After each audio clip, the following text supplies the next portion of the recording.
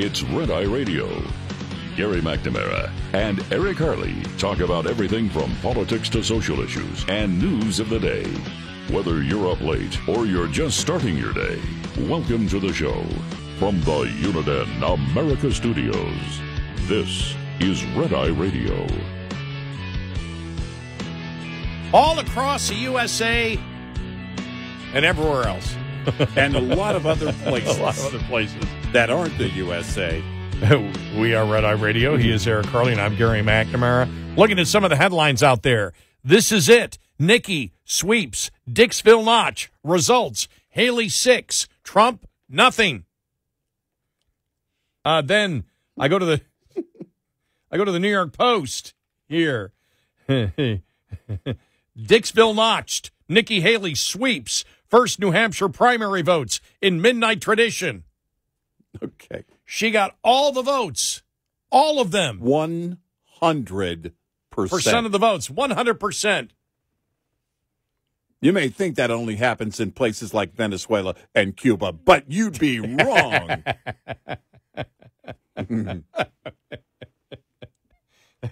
4 Republicans, 2 uncommitted. Yeah. Dixville notch. Yeah. Yeah. Wait a minute. No, I'm falling into it. Overanalyzing here. Yeah. We're going to break down the Dixville notch demographics for you. The Trump campaign has filed suit, says there's got to be some cheating there somewhere. He had to get 1 vote. I want to go over the machines. There were no machines. It was 6 people standing around in one room. Aha! Collusion.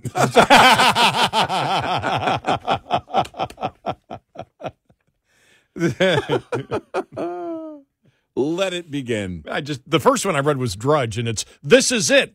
It's all in red. Yeah, this is it. Exclamation point there. Nikki sweeps, Dixville notch. Results, Haley 6, Trump 0. By the way, if he means by that, if Matt Drudge means by that, by this, and this is it, if by this you mean the only victory she's going to be able to claim, yeah. Okay. Wow, just a bit. Little hyping there. So stupid. Just a little bit of hype. What is it's seriously. For people that don't know. Smoking weed. Don't know the people, right after midnight, the people of Dixville notch, it's tradition in New Hampshire. I'm sure most people know that. They vote. It's always a small number. Yeah. Like under 10. Yeah. So. Yeah.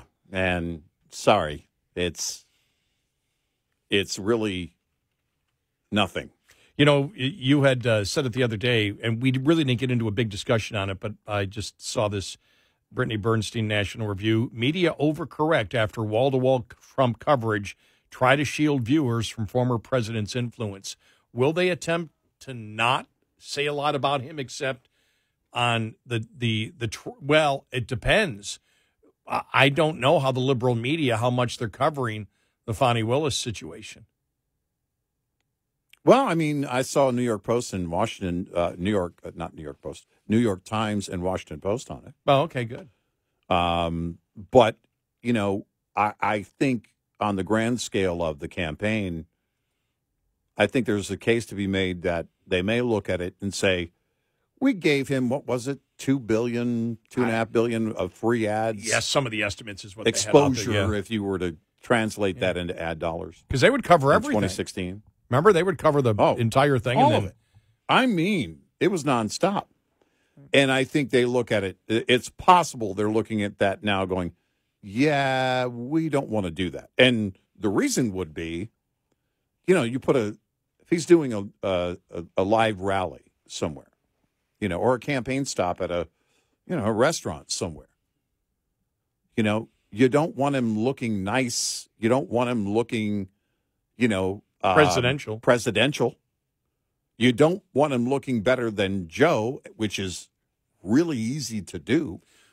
Well, there would be a problem there because if you say we're really not going to cover Trump at all, but we're going to cover everything Biden, that might not necessarily work out for you either. Well, that's the thing is every that Biden stop will be on. And I wondered about this the other day. I thought, okay, is it time now for it's just going to be surrogates? You know, the Joe Biden interview. Where's the Joe Biden interview? It's the Jill Biden interview. Right.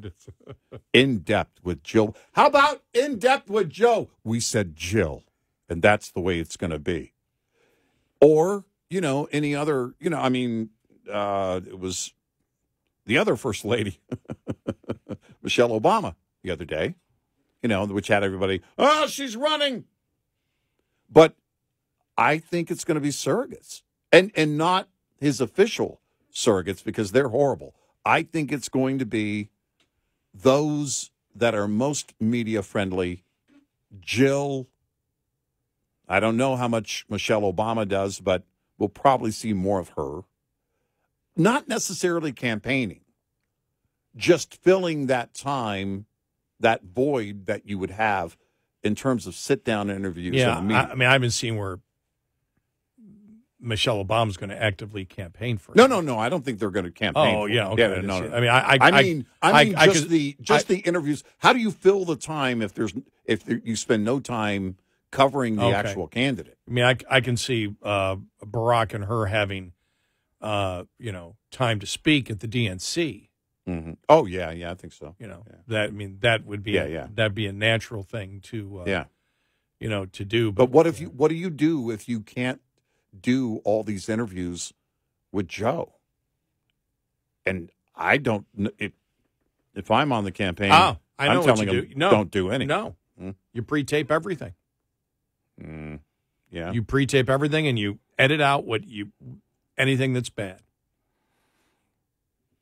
I mean, there probably is a train of thought that, look, we'll give you the rare Joe Biden interview, which would be the rare would be once a week, or once every 2 weeks, or once a month, or once every 6 months. I was going to say, get him out sometime since the beginning of the year. But all you do is everything, because MSNBC and CNN would go along with it. All right, we wanted a taped interview, and if he has problems, you need to edit. You need to edit that out, or we do our own editing and give it back to you, because we don't want it getting out. Boy, if that 5 million minutes left on the floor, if that got out to the public, it's going to get out anyway. It'd be such a disaster. It's going to get out anyway. If it's edited, then or maybe they wouldn't trust it. Maybe the public doesn't care. They don't. They already know.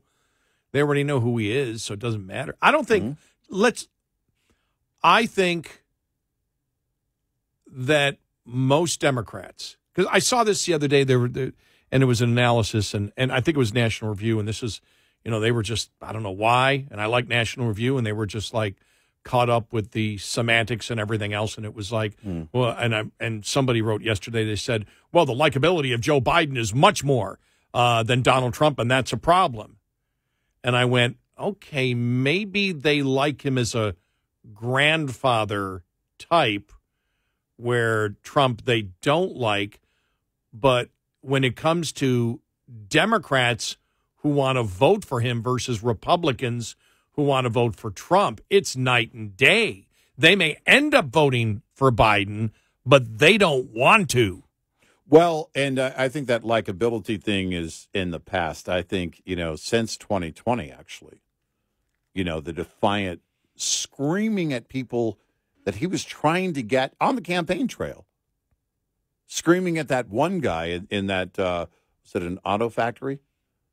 This is a guy who's looks angry all the time. It was the worst thing I've ever seen in a campaign. Remember when Biden spoke, and it was, again, it was during COVID, so everybody was in their cars. Mm-hmm. Remember, it looked like a drive-in. Yeah, that was bad. Oh, it was horrible. It was horrible. It was horrible. It was horrible. Yeah, that was bad.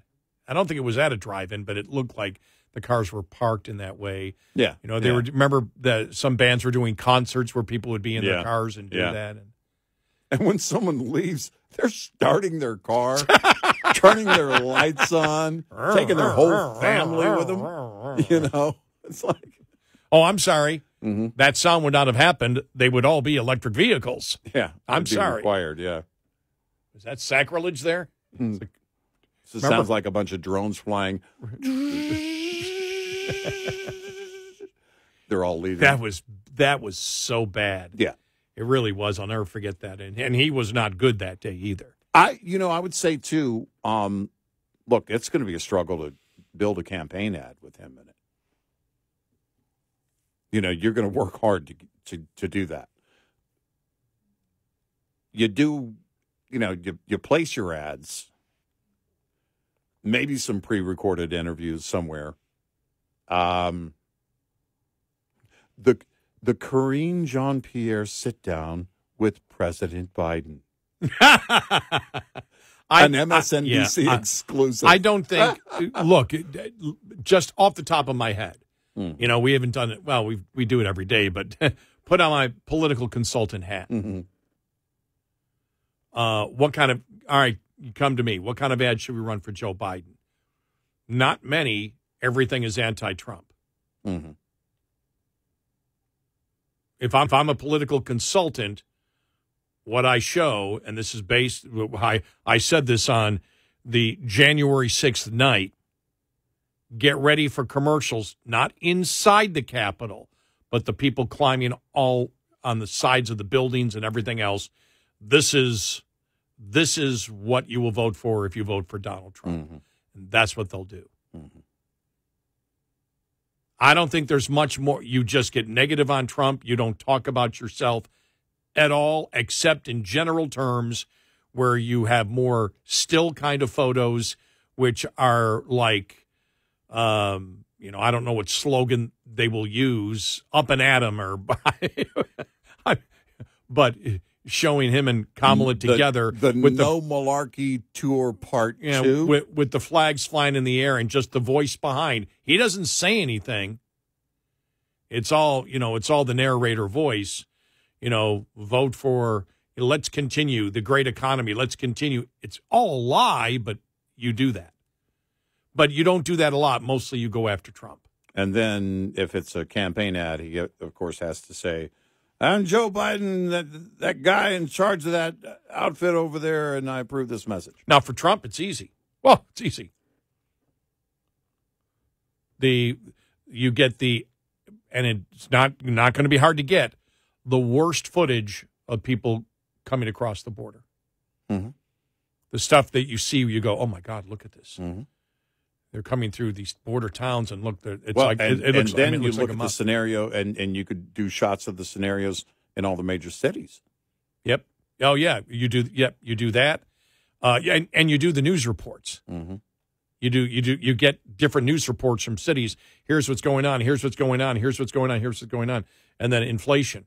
You hit inflation. Right. Yeah, I've got a job, but they spend so much money. It put inflation out of control. I don't know what I'm going to do. I don't know. I can't afford a car. I can't afford this. Well, it's time to make America great again. Yeah, I mean, if you hit the basics and stay on that, it works all day, every day. There's no way it doesn't.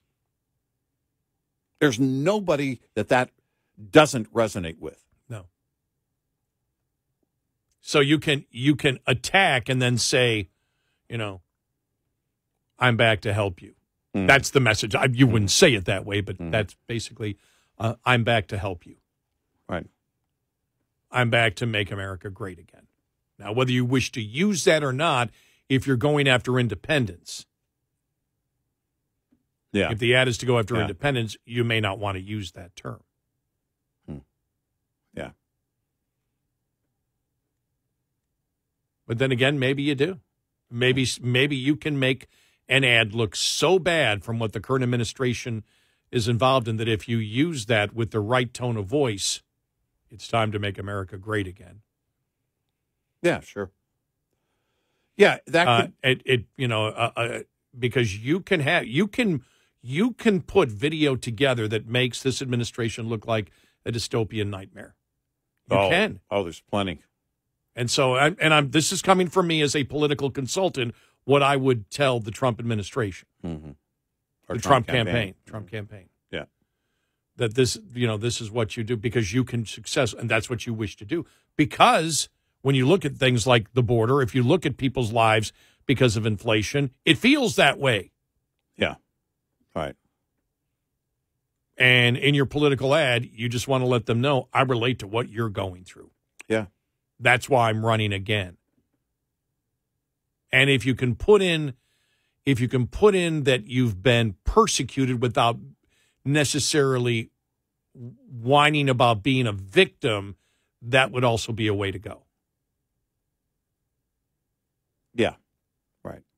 Well, you want to make it about, the other people. You do want to make it about the other people.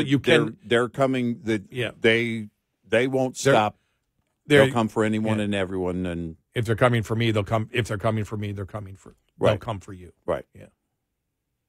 Targeting. And those are just the ideas. I haven't put them into complete spots yet. Yeah. Even though I can see the spot with the dystopian nightmare of the border, people's lives, the homeless on the street, that's what you would do if you were Trump. Yep. This is Bidenomics. Yeah. You want another 4 years? So I would use Bidenomics anytime I talked about the economy. No, that's a great idea. Yeah. This is Bidenomics. Did Biden stop using it? I haven't heard it in the last week or so. I don't know. Okay. Yeah. 866-90 Red Eye. This morning's USDA Farm Report is brought to you by House Products. Tested, trusted, guaranteed since 1920. What were the major changes month over month in USDA's January milk production and price forecast, according to World Agricultural Outlook Board Chair Mark Jekanowski? Reduced our U.S. milk production forecasts for both 2023 and 2024, reflecting both lower inventories and slower growth in milk per cow. Lower imports, higher exports are expected for both cheese and butter. Global prices are generally strong and rising. U.S. prices have been showing some strength as well, but not rising quite to the extent of the global prices, so that's giving us some opportunities to export more and import less. 2024 product prices were adjusted up based on lower milk production forecast, with cheese prices the exception. A projected Class 4 milk price increase month over month was offset by a lower Class 3 price, resulting in the all-milk price lowered by a quarter to 20 cents per pound. I'm Ron Bain reporting for the U.S. Department of Agriculture in Washington, D.C. This report brought to you by Cenex Fuels and Lubes. We'll be right back with more Red Eye Radio with Eric Harley and Gary McNamara.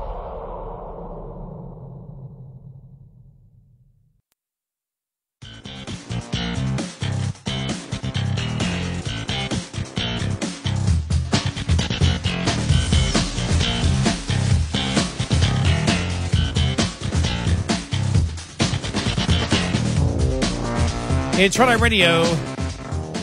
He is Eric Harley, and I'm Gary McNamara. It will be interesting to see what the final vote is. I think you said it yesterday that if she doesn't win, which would be, I don't think she will. Yeah, you never know. I don't think it matters anyway if she did win because of the uncommitted that are there. But I wouldn't be surprised if. Because you look at it, South Carolina's at the end of next month. There's only a couple of primaries and smaller ones in between that. Yeah. And you look at it, and it's like, there's nothing. Why? There's no path to victory for her. There's no path to the nomination for her. There isn't. And I wouldn't be surprised if she ended her campaign by the end of the week. Do you keep it alive for the sake of keeping it alive? I mean, she's got money. The donors, she's got enough money at least for now. Well, you may want to see how things, if you have money and you have the time. Yeah, I guess we'll see. You might stay. Yeah.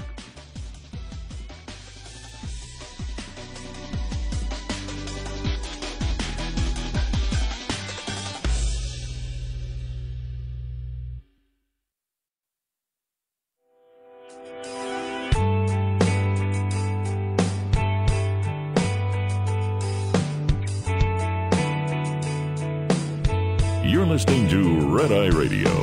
from the Uniden America Studios. It's Friday Radio. He's Eric Harley, and I'm Gary McNamara. Interesting audio coming up here that everybody will want to hear. But first, just decided to look at the last polls for New Hampshire. Okay, all with DeSantis out, all likely voters. Okay, this is on. This is Insider Advantage for the 21st. Trump 62, Haley 35. Yeah, that's plus 27. Yeah. Boston Globe 120 to 121. Trump 19, 57-38. Trafalgar, the 19th through the 21st, Trump plus 22. So you look at Insider Advantage as one that fully has it on that day, which would have been 2 days ago when he was officially out. The rest, one goes to the 20th, the other goes to the 19th. So you look at the strongest where Trump is, and it's the Insider Advantage where he's up by 27. Mm-hmm. He wins by 20. Why does Haley stay in? What does she view? What does she view the end game as? I don't know what your point would be. There aren't going to be any more debates. No. You're not going to get much coverage on any campaign stops. After today, the donors go away because they're not going to throw money into you doing whatever you're doing. They're not going to throw money at that because they don't see they throw money at where they see potential for victory. And all that started with those head-to-head polls of her performing in those polls against Biden. Well, that's where a lot of that money came from, and then it picked up, and then independents jumped on board, which, by the way, is why, out of all the states, New Hampshire was her best potential, and she's still not even close.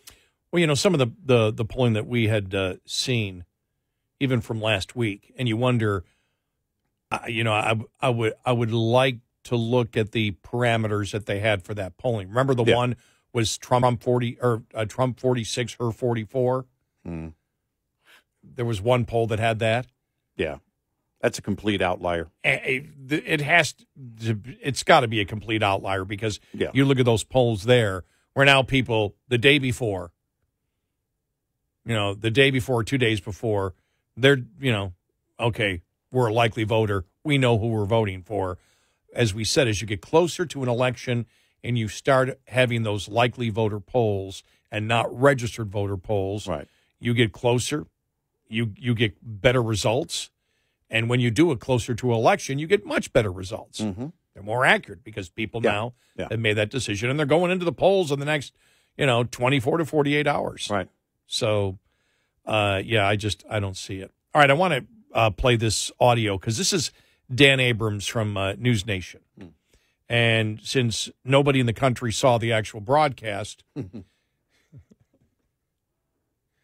because it's News Nation. Yeah. But Dan Abrams is well known. Yeah. People know who he is. Yeah. He is not a conservative. No. All right. From what I know, he's not a Republican. Right? As far as I know. Not that I know. Right. He does his analysis on Fani Willis and what's going on there. And he says she needs to step down. Let's hear what he has to say. This is interesting. I don't say what I'm about to say lightly. But it is time for Fani Willis, the DA in Fulton County, to step down and recuse herself from the 2020 election cases, including that of Donald Trump. Hear me out. This is a criminal case against a former president and many of his supporters. It has major national implications. It has to be done by the books. And yet, now at least it appears she hired her boyfriend, currently in a messy divorce where Willis is a potential witness, to help lead the prosecution. Today, some of those divorce documents were made public.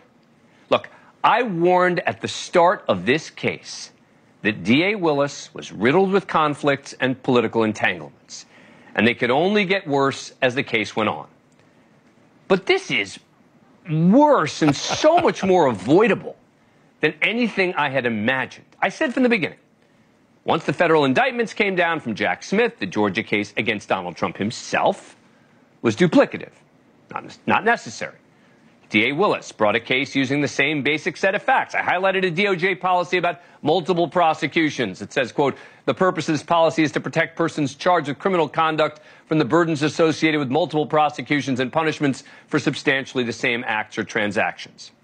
And it sure didn't help that while she was still running for office, Willis and her surrogates used the Trump investigation to solicit donations and get media attention. She even hosted a fundraiser for the political opponent of an alleged fake elector running for office who she had subpoenaed in connection with her investigation. This is the rebuke that she got for it by the judge. Using the title of your office and having on social media that you, as this political office holder, are holding a fundraiser for the opponent of someone that this political office is investigating. I don't know that it's an actual conflict, but I use that phrase, what were you thinking? It's a what are you thinking moment. The optics are horrific. But it seems she didn't learn any lessons from that, because when it comes to what were you thinking, this one really takes the cake. Now, what I'm saying tonight does not mean that the charges should be dropped because of her behavior, but it does put into serious question her judgment. She's now facing a hearing next month over the ethics of that alleged relationship with the guy she picked to help lead her case, Nathan Wade. She's been subpoenaed in his divorce case. Willis filed a motion to quash the subpoena, which would have had her deposed tomorrow. She attacked Wade's wife, Jocelyn Wade, accusing her of obstructing the case against Trump. In response to the motion, Jocelyn Wade's attorney submitted bank records showing travel booked on her husband's personal credit cards, apparently for both himself and Fani Willis. Subpoena wasn't quashed. The judge delayed Willis's deposition until after he hears Wade's. The judge today did order the documents in the divorce case unsealed. They include allegations that Wade tried to hide his earnings from his wife since filing for divorce. Her lawyer's claiming he's made about $700,000 in his role as special prosecutor in the case, but hid that money from his wife. And that's where it connects to the Trump cases. Michael Roman, one of Trump's co-defendants, is accusing Willis of going on trips and cruises with Wade, some of which may have been paid for with the money he's making as a special prosecutor. Roman is looking to get the charges dismissed altogether, but also at the least seeking to have Willis and Wade removed from the case over the alleged affair. There you go. Just Yeah. I started laughing in the middle of it because you could tell Abrams was like, what in the world's going on here? Yeah. Now, where I would disagree with him, he said, I'm not saying to drop the case. He knows it's a bad RICO case. Well, and that's it, is that there's nothing of this case. The question would be, who would pick up this case if she recuses herself and her boyfriend recuses himself? Yeah, the office. Office would. No, I mean, the office could. Yeah. Who personally would want to is the question. What we've been asking for days. Because it's weak. You're going to have to go in and make the same weak case that somebody else built? Oof. Good luck with that. Yeah, I wouldn't want to follow it. No, nobody would. I wouldn't want to follow up on it after her. And there's the problem too. It's also tainted by all the attention that the whole divorce fallout thing brought to it. So now you've got to walk into that. Now let's say, all right, there's somebody that would do it because their agenda is just as steadfast as hers. It's still a weak case. It's still a weak case, and you didn't build it. I mean, it's horrible. The legs on this thing are all but done. Well, and you and I have said, you also get back to the intent of why you prosecuted, as he talked about the Justice Department policy that you don't file redundant cases here. Mm-hmm. And you're saying this is basically a redundant case to Jack Smith, except the RICO charges in there. I don't think Jack Smith has any RICO charges. Yeah, I don't think it does. I don't think I'll have to go back and check. I don't believe it does. But the Fani Willis is where the RICO, and it's like, well, you just don't have it there. what are you doing? But it's just you get to the intent. Well, why did you come after me? What was the intent of doing it? You used going after me as a reason to campaign to win your office. Mm-hmm. So you're already using me, to win office. So you had to follow through on it, whether it was a good case or a bad case. And this is the argument that the defense lawyers can make. But then you saw the opportunity to enrich yourself and raise the status of your boyfriend. Yeah. And so did you even care whether you won the case, or was the whole thing to win the office? And once you got there, and I have no idea how she met Wade or that particular thing, but once you got to a particular point, you decided to have somebody you were having an affair with as your lead prosecutor, who was not by any means the most qualified person. That's one of the things that first came out on it, wasn't it? Yeah. It wasn't qualified to actually do the case. So then why would you do this? Well, he makes a lot of money, and we can go on trips, and that's what Trump's lawyers will attempt to sell. I don't know. It is such an incredible mess. And it was just, it was funny to see Abrams, who's a lawyer himself. And when you see how incredulous he was, because what he wanted to say was, I can't believe they did this. That's what most people that are looking at this are saying. Weak case is one thing. Write it off, as the agenda. But with everything else, now it's, you didn't care if you were going to win. You were fulfilling a campaign promise. You got elected based on that campaign promise. You're following through here to further raise your political profile. And at the same time. And now you're enriching your boyfriend and yourself. Yep. While having this affair. And there's so much of this you didn't want out in the open. Man, I tell you. There's cheating, there's lust, there's greed. Mm-hmm. Everything the Democrats claim they're against. Right, exactly. Especially the greed part of it. Right. Well, no, I mean. What a cluster. I don't know. Sounds like they took a lot of Bill Clinton advice. Or maybe Hunter Biden advice. I don't know. Wow. Because you look at this and there is no win here whatsoever. If someone wanted to pick up the pieces, she recuses herself, he recuses himself, and someone wants to come in and pick up the pieces.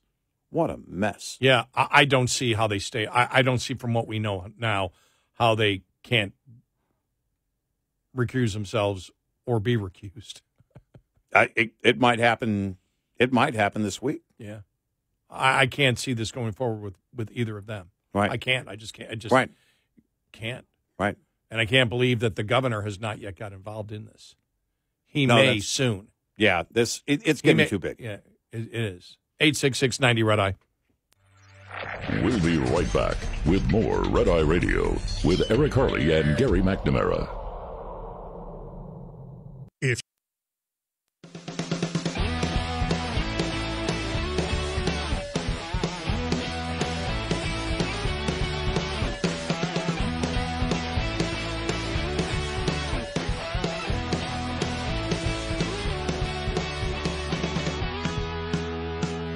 It's Red Eye Radio. He is Eric Harley, and I'm Gary McNamara. Will be interesting to see what eventually happens. Texas against the United States. The Supreme Court ruled on a temporary 5-4 vote for a stay that would allow the federal government to cut the wire. What do they call it? Razor wire. Razor wire, and it's not barbed wire. It's razor wire. To allow the federal government to do it. Interesting, though, because we read earlier the actual the 3-judge panel case, the appeals court from the 5th, And it was like, wow, that got into real details and basically was saying what we were saying. The federal government is harming the state, and they actually had a deal on the razor wire. Right. They actually had a deal. The state of Texas and the Border Patrol was cooperating on it, and HHS came in without telling the state of Texas. That's a lot of things that people don't know, because I didn't know that until we actually read the court case earlier, that that the United States government basically broke the deal that the Border Patrol had with the state of Texas about the razor wire. Right. That Texas had agreed to all reasonable stipulations. Yep. Somebody's drowning, there's an emergency, we cut the wire, we go in. This is not over. Nope.